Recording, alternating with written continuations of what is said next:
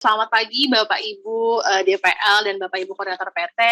Mungkin saya juga izin mengenalkan diri, saya Dita dari kampus mengajar. Untuk posisinya saya adalah supervisor training. Jadi di divisi kami kebetulan Mas Ojan, ada Mbak Sari juga di sini bagian dari tim training. Kami yang mendesain kegiatan pembekalan, penugasan hingga akhir penugasan. Semoga forum kenalan hari ini bisa menjadi salah satu wahana untuk kami dari tim training lebih mengenal Bapak Ibu DPL dan Koordinator PT.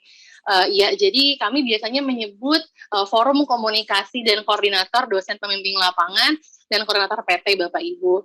Biasanya kami menyingkat kalau untuk DPL itu FKKD, kalau untuk koordinator PT itu FKKK gitu. Jadi nanti ke depannya mungkin bisa jadi Bapak Ibu DPL akan memiliki forum sendiri, Bapak Ibu Koordinator PT akan memiliki forum tersendiri juga dengan agenda yang berbeda-beda disesuaikan dengan kebutuhan Bapak Ibu atau kebutuhan dari tim program.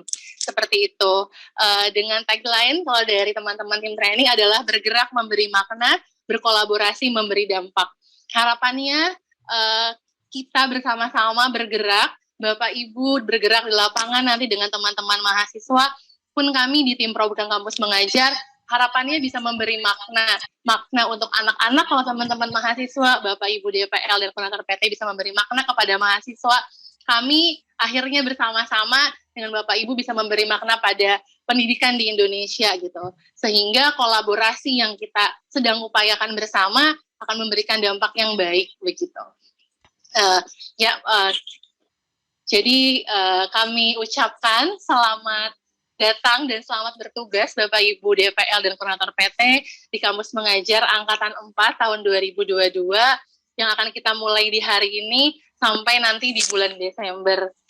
Semoga niat yang baik yang Bapak Ibu sudah munculkan, yang Bapak Ibu sudah kemukakan akan selalu menjadi niat baik dan semua halnya dipermudah dan direstui oleh semesta dan juga Tuhan Yang Maha Esa begitu.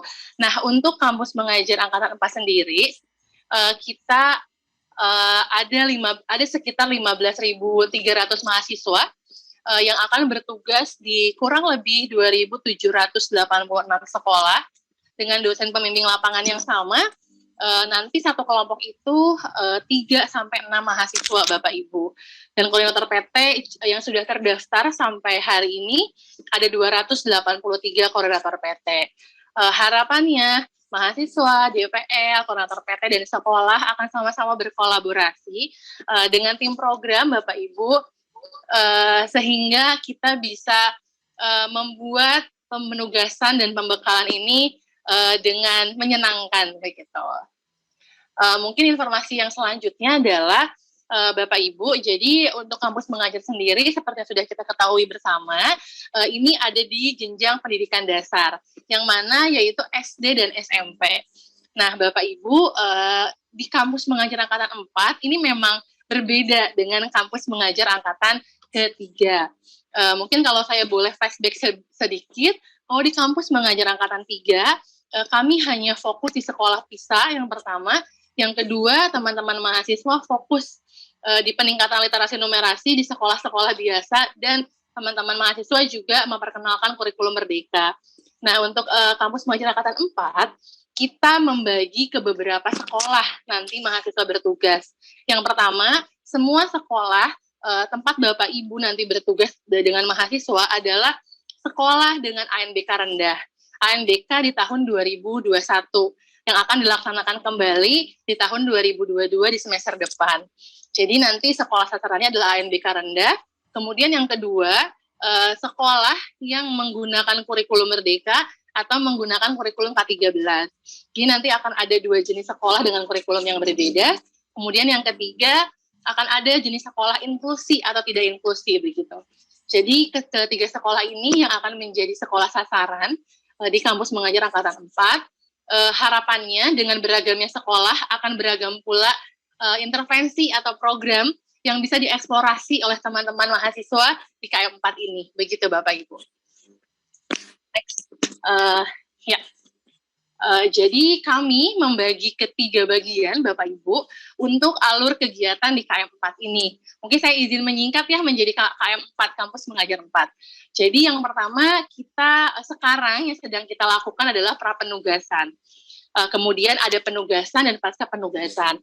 Tentunya setiap tahapan akan ada forum-forum yang kita bangun sehingga Bapak dan Ibu memiliki kejelasan di awal gitu ya. Kami berharap Bapak Ibu DPL, Bapak Ibu Koordinator PT akan menjadi gerbang utama. Informasi yang kami berikan akan menjadi jembatan untuk menyampaikan kepada teman-teman mahasiswa bahwa ini alur yang akan kita sama-sama jalankan, dimulai dengan prapenugasan kita akan buka dengan forum komunikasi pun untuk Bapak Ibu dan teman-teman mahasiswa besok, dan pembekalan. Kita akan fokus dulu hari ini untuk membahas alur di prapenugasan. Untuk penugasan nanti kita akan agendakan lagi pertemuannya, karena kami berharap kita bisa betul-betul clear secara informasi, sama-sama sudah memahami, begitu ya Bapak Ibu, sehingga ketika dilaksanakan tidak ada miskonsepsi lagi. Jadi kita akan fokus pada kolom yang pertama, prapenugasan, gitu. Ya, prapenugasan Kampus Mengajar sendiri ini akan dimulai di hari ini tanggal 11 sampai tanggal 27. Kemudian di 28 kita ada pelepasan untuk mahasiswa. Jadi yang pertama yang kami coba bangun adalah forum komunikasi dulu dengan Bapak Ibu tentunya, karena Bapak Ibu nanti akan mendampingi begitu ya. Bapak Ibu DPL akan langsung berinteraksi di sekolah dengan teman-teman mahasiswa, pun Bapak Ibu Koordinator PT. Kemudian yang kedua, nanti siang kita akan ada pembekalan DPL dan Koordinator PT, karena harapannya dengan adanya pembekalan ini akan memudahkan peran Bapak Ibu gitu. Kami berharap kami bisa menyediakan materi-materi yang bisa memudahkan peran Bapak Ibu selama bertugas. Kemudian besok kami akan memulai dengan mahasiswa di pagi hari, ada forum komunikasi dengan mahasiswa, ini juga akan fokus membahas terkait pembekalan. Kemudian pembekalan mahasiswa nanti saya akan jelaskan juga kepada Bapak Ibu. Kemudian kami juga mendorong di saat proses ini ada proses koordinasi dan konsultasi mahasiswa dengan program studi yang tentunya kami memohon bantuan dari Bapak Ibu Koordinator PT untuk bisa menyampaikan juga menjembatani dan memfasilitasi kami sehingga teman-teman mahasiswa yang lolos di KM4 bisa berkoordinasi dan berkonsultasi dengan prodinya. Kemudian juga kami akan mendorong untuk mahasiswa dan DPL lapor diri kepada koordinator PT. Kemudian juga nanti di akhir pembekalan menuju ke penugasan, kami juga berharap Bapak Ibu DPL dan mahasiswa bisa berkoordinasi dengan Dinas Pendidikan, begitu. Ya, jadi mungkin sebelum saya menjelaskan satu persatu dari proses yang harus dilalui, jadi yang pertama adalah mungkin ini saya izin memaparkan terkait peran dan tugas koordinator PT selama prapenugasan. Berarti prapenugasan itu dari tanggal 11 sampai tanggal 27 atau 28 Juli. Yang pertama, kami menyediakan pembekalan untuk koordinator PT berupa coaching and facilitating, karena Bapak Ibu akan menjadi penjembatan antara kami dengan mahasiswa, sehingga kami menyediakan materi coaching and facilitating, dan juga financial literasi administrasi program. Ini berkaitan dengan dokumen apa saja yang harus Bapak Ibu Koordinator PT siapkan, terutama untuk bantuan biaya hidupnya mahasiswa. Itu akan kami clearkan di awal, begitu. Kemudian yang kedua, koordinasi dengan mahasiswa dan DPL terkait pelaksanaan prapenugasan. Harapannya Bapak Ibu Koordinator PT akan menjadi sumber informasi bagi mahasiswa dan DPL. Kemudian yang ketiga, membuat surat tugas untuk mahasiswa dan DPL yang akan diberikan ke sekolah sasaran. Surat tugas ini mungkin Bapak Ibu Koordinator PT yang sudah pernah mengikuti Kampus Mengajar pasti sudah tahu terkait informasi ini. Surat tugas ini bertujuan untuk memastikan bahwa mahasiswa dan DPL berasal dari PT tersebut atau perguruan tinggi tersebut, sehingga itu akan menjadi surat tugas yang memang dibuatkan oleh koordinator PT dan diserahkan kepada DPL dan mahasiswa, begitu. Ya. Kemudian untuk peran dan tugas DPL selama prapenugasan, sekali lagi ya Bapak Ibu, kita akan fokus dulu pada prapenugasan dulu. Yang pertama adalah mengikuti pembekalan pastinya. Kami sudah siapkan pembekalan untuk DPL ini berdasarkan dari uji kebutuhan yang kami coba survei melalui DPL di kampus mengajar angkatan sebelumnya. Kira-kira apa materi-materi yang dibutuhkan. Yang kedua tentunya memahami, kami berharap kami bisa memastikan bahwa Bapak Ibu sudah memahami proses atau alur selama pembekalan dan prapenugasan. Yang ketiga, mungkin Bapak Ibu bisa mulai ya Bapak Ibu DPL menghubungi mahasiswa dampingannya dan membuat grup koordinasi kelompok begitu. Kemudian memahami Spada Dikti. Spada Dikti ini menjadi penting Bapak Ibu DPL dan Bapak Ibu Koordinator PT karena Spada akan menunjang proses pembekalan kita dan akan menunjang proses informasi semua materi pembekalan. Bapak Ibu DPL yang selama ini bertanya apakah saya boleh melihat materi pembekalan mahasiswa? Ya, untuk kampus mengajar angkatan 4 sangat amat bisa melihat, bisa mendownload, bisa melihat tugas mahasiswa melalui Spada Dikti. Nanti Mas Hendar akan membantu menjelaskan ya Mas Hendar terkait teknis Spada Dikti ini seperti apa. Kemudian yang kelima, tentunya ya melakukan komunikasi dan koordinasi. Mungkin ketika Bapak Ibu DPL sudah mengetahui di mana sekolahnya, kemudian ternyata dekat dengan rumahnya, mungkin bisa mulai dibina hubungan atau mulai dibuka pintu komunikasinya dengan sekolah sasarannya. Kemudian yang keenam, nanti kami berharap mungkin proses ini bisa Bapak Ibu DPL jalankan kolaborasi dengan mahasiswa untuk hadir ke sekolah sebelum dengan resmi Bapak Ibu DPL menyerahkan mahasiswa bahwa ini mahasiswa dampingan saya akan bertugas selama 5 bulan di sekolah ini. Kami mohon bantuannya kepada Bapak Ibu DPL untuk memastikan bahwa yang pertama sekolahnya sudah terdaftar di Dapodik atau belum. Ini harapannya dengan sudah terkonfirmasi bisa memudahkan langkah ke depannya. Yang kedua, kami juga berharap Bapak Ibu DPL bisa menyampaikan terkait guru pamong.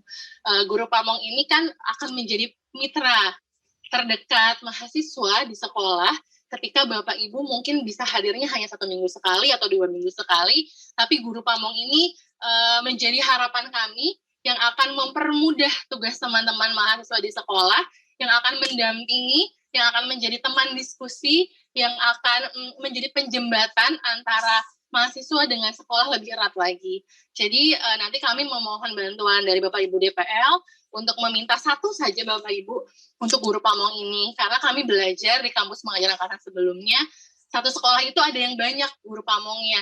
Sehingga ada kebingungan di mahasiswa. Saya harus mendengarkan masukan dari guru yang mana ya? Nah harapannya di KM 4 hanya satu saja guru pamong per satu sekolah. Bapak Ibu nanti boleh kami akan sediakan formnya untuk diisi, guru pamongnya siapa, nomor handphonenya siapa, berapa begitu, sehingga nanti memudahkan komunikasi. Karena memang harapannya di KM 4 juga kami bisa mulai membina atau membangun hubungan dengan sekolah begitu. Kemudian yang tentunya adalah kami berharap bahwa komunikasi yang akan kita bangun adalah komunikasi 2 arah. Kami dari tim program sangat terbuka dengan masukan, pertanyaan, mungkin saran, dan juga mungkin mau curhat-curhat, kami sangat terbuka Bapak Ibu DPL yang koordinator PT. Begitu. Kemudian,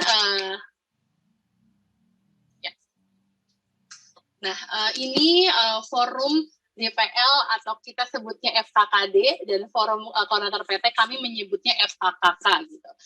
Forum ini memang kami bangun baru di angkatan ketiga, mungkin Bapak Ibu DPL dan koordinator PT yang ikut dari angkatan 1, 2, 3, 4 merasakan ya ada forum baru yang kami coba usahakan untuk secara konsisten akan kami coba terapkan di KM 4. Nanti Bapak Ibu DPL dan koordinator PT akan menerima jadwal ketika proses penugasan tanggal berapa saja ada forum dan materinya apa saja atau agendanya apa saja.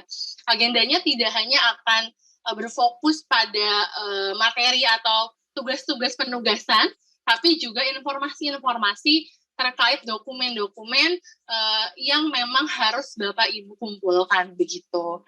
Jadi tujuannya pasti memastikan semua informasi yang kami berikan diterima dan diterima secara merata oleh semua DPL maupun koordinator PT. Yang kedua, kami membuka ruang komunikasi dua arah sehingga terjalin koordinasi yang baik dari awal sampai nanti ke penugasan. Yang ketiga adalah media informasi penjelasan kegiatan prapenugasan kalau untuk yang sekarang ini. Jadi kita akan tetap fokus dulu satu persatu, satu per tahapan, sehingga kami tidak ingin memberikan terlalu banyak informasi di awal, khawatir ada kebingungan, jadi kita akan bahas satu per satu tahapan. Dan hari ini kita akan fokus pada prapenugasan. Kemudian ini pembekalan yang sudah kami siapkan untuk Bapak Ibu DPL. Tentunya kami akan mengundang pakar yang akan mengisi sesinya. Bapak Ibu DPL dan koordinator PT kami berikan ruang seluas-luasnya untuk eksplorasi materi-materi ini. Jadi ada 2 materi yang akan dilakukan nanti siang oleh Bapak Ibu DPL dan koordinator PT, yaitu facilitating and coaching and facilitating. Harapannya materi ini mampu menjadi bekal Bapak Ibu ketika mendampingi secara one by one mahasiswa, pun ketika mendampingi atau memfasilitasi satu kelompok mahasiswa. Materi ini saya yakin sekali Bapak Ibu pasti memiliki lebih banyak ilmu, lebih banyak pengalaman dibanding kami. Tapi kami berharap ini menjadi refreshing buat Bapak Ibu nih. Ada materi coaching and facilitating, mungkin yang sudah lupa kami ingatkan lagi, yang udah mahir kami kasih booster lagi nih Bapak Ibu biar tambah mahir begitu. Kemudian kita juga ada financial literasi, ini akan berkaitan terkhusus untuk koordinator PT yang akan menyiapkan SPTJM-nya mahasiswa. Harapannya nanti Bapak Ibu di materi financial literasi ini boleh ya untuk diskusi dengan tim program. Kira-kira kemarin di pengalamannya misalnya di KM3 jadi koordinator PT ada kesulitan apa nih ketika mengumpulkan dokumen mahasiswa gitu. Ini nanti boleh dieksplorasi. Jadi kita akan fokus ke administrasi keuangan program gitu ya. Kalau untuk DPL mungkin honorariumnya nanti boleh dieksplorasi di situ. Nah, kemudian untuk DPL kami ada tambahan. Tambahan ini muncul ketika kemarin kami coba untuk sharing session dengan DPL bahwa adanya tantangan ketika DPL mendampingi mahasiswa merancang program literasi numerasi. Mungkin saya ingatkan kembali ya Bapak Ibu bahwa kampus mengajar ini memang fokus utamanya adalah teman-teman mahasiswa akan mendampingi guru dalam merancang program peningkatan kemampuan literasi numerasi pada siswa sesuai kebutuhan. Nah, materi konsep dasar literasi numerasi ini kami sediakan untuk Bapak Ibu DPL, sehingga mungkin Bapak Ibu DPL yang background-nya bukan kependidikan, yang kemarin masih bingung, sekarang coba kami berikan di awal bekalnya, sehingga nanti bisa sama-sama lebih eksplorasi lagi terkait program-program apa saja yang bisa Bapak Ibu mungkin nanti diskusikan dengan teman-teman mahasiswa di sekolah masing-masing begitu. Jadi nanti kita akan mulai pembekalan nanti siang untuk 2 materi yang sama, coaching and facilitating dan financial literasi untuk Bapak Ibu DPL dan koordinator PT. Besok siang Bapak Ibu DPL akan kami berikan tambahan konsep dasar literasi dan numerasi begitu. Dan pastinya semua materi ini semoga bisa diaplikasikan, semoga yang kami sediakan bukan lagi konsep atau teori gitu, tapi betul-betul hal-hal teknis yang sangat amat bisa diduplikasi dan dieksplorasi lagi ketika penugasan begitu. Kemudian pembekalan mahasiswa kami berharap bisa menyampaikan dengan sangat terbuka kepada Bapak Ibu DPL. Ini juga salah satu improvement yang coba kami bangun semenjak awal. Kami ingin Bapak Ibu DPL dan koordinator PT adalah sumber informasi pertama dari tim program untuk mahasiswa, sehingga kami akan menjelaskan terkait pembekalan mahasiswa. Jadi tentu ya pembekalan ini adalah berbentuk pengetahuan dan keterampilan yang diperlukan saat bertugas pun saat mengerjakan tugas asinkronus di pembekalan, karena kan mahasiswanya beragam ya Bapak Ibu, tidak hanya dari prodi ke pendidikan. Harapannya ini akan memberi bekal juga untuk teman-teman dari non-kependidikan. Kemudian yang kedua, kami ingin memastikan mahasiswa siap bertugas, meskipun di KM3 ini mahasiswa tidak berpindah. Tapi tentunya meskipun tidak berpindah, ada suasana baru yang akan teman-teman jalani, teman-teman lakukan. Kami ingin memastikan teman-teman siap, tentunya program yang akan dirancang sesuai dengan tujuan program. Gitu.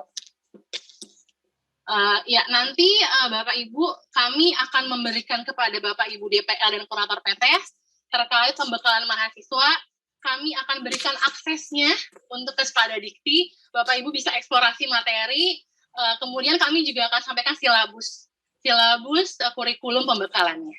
Nah, teman-teman mahasiswa nanti akan kami sediakan wahana pembelajarannya itu di enam tema materi.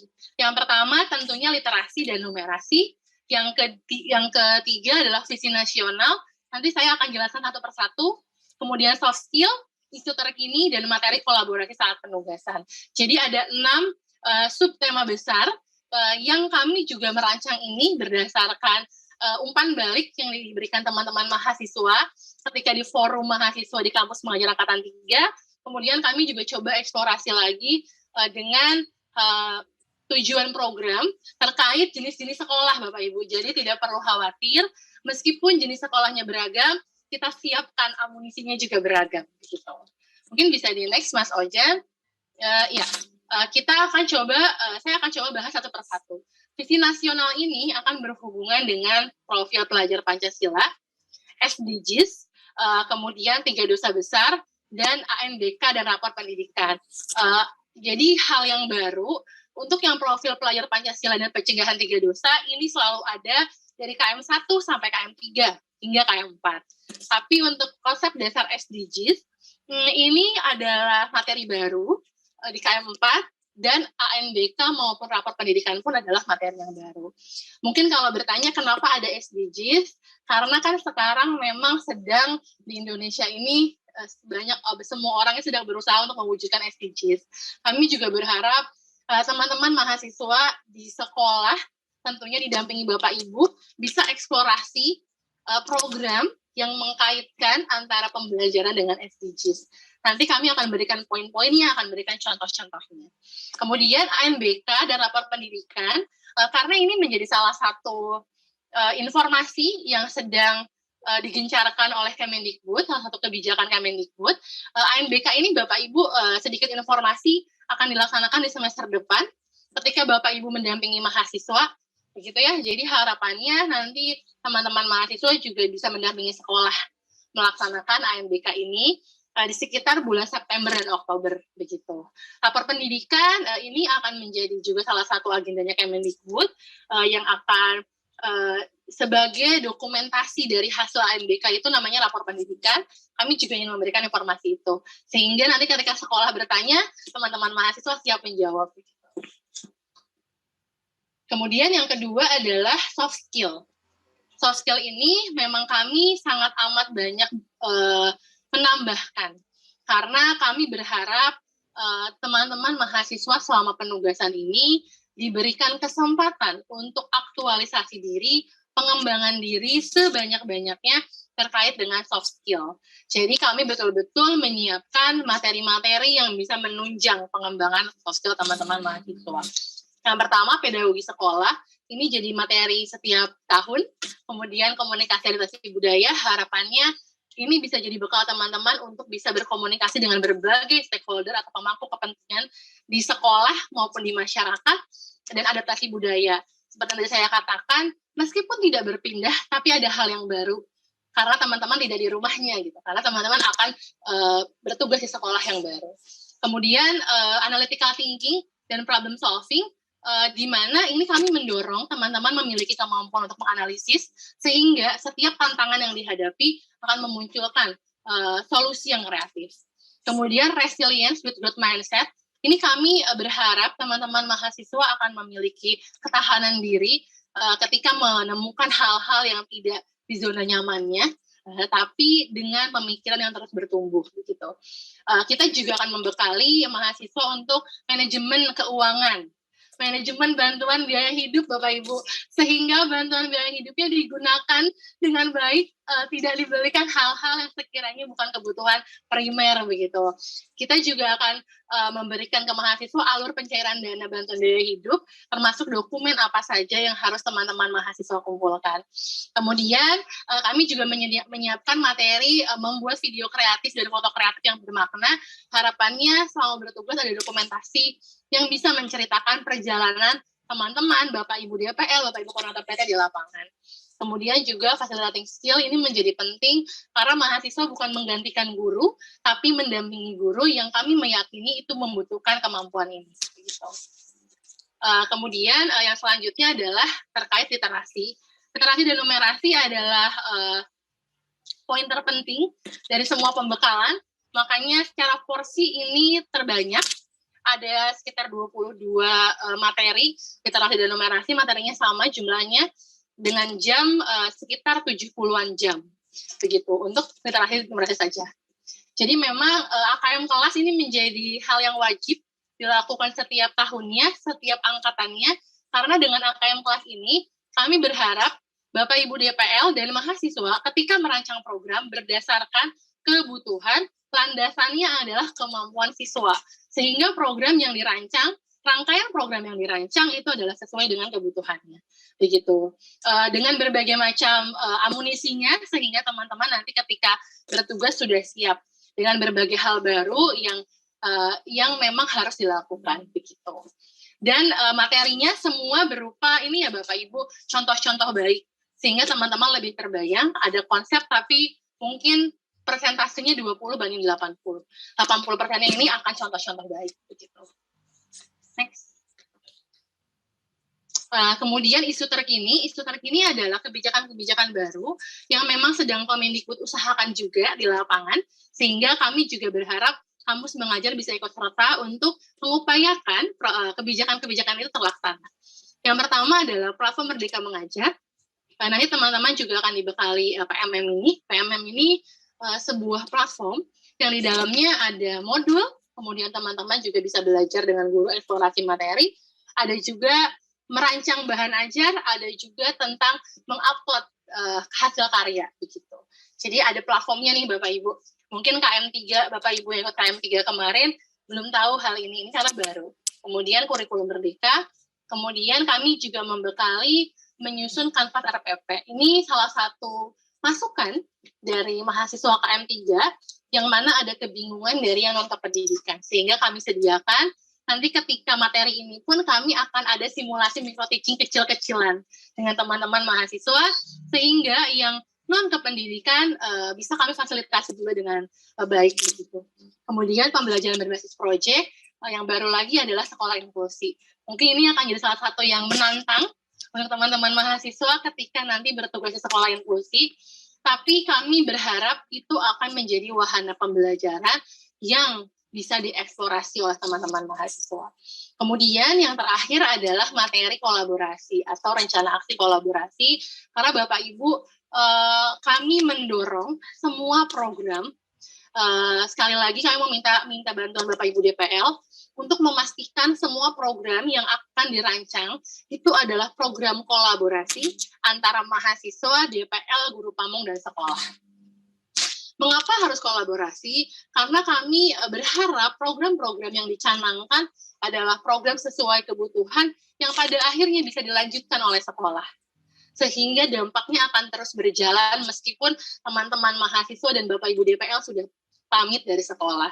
Kami berharap ada keberlanjutan di situ. Sehingga ketika programnya kolaborasi, Bapak Ibu guru di sekolah terbayang, oh ternyata membuat gerakan literasi sekolah itu tidak sesusah yang dibayangkan. Ada mahasiswa dengan Bapak Ibu DPL-nya sudah memberi contoh, mengajak kami untuk terlibat. Kami semakin terbayang sehingga yuk kita lanjutkan gerakan literasinya. Itu yang sangat amat kami harapkan Bapak Ibu. Jadi kami menitipkan kepada Bapak Ibu DPL, Bapak Ibu koordinator PT untuk menekankan semua program adalah kolaborasi. Gitu. Nah ini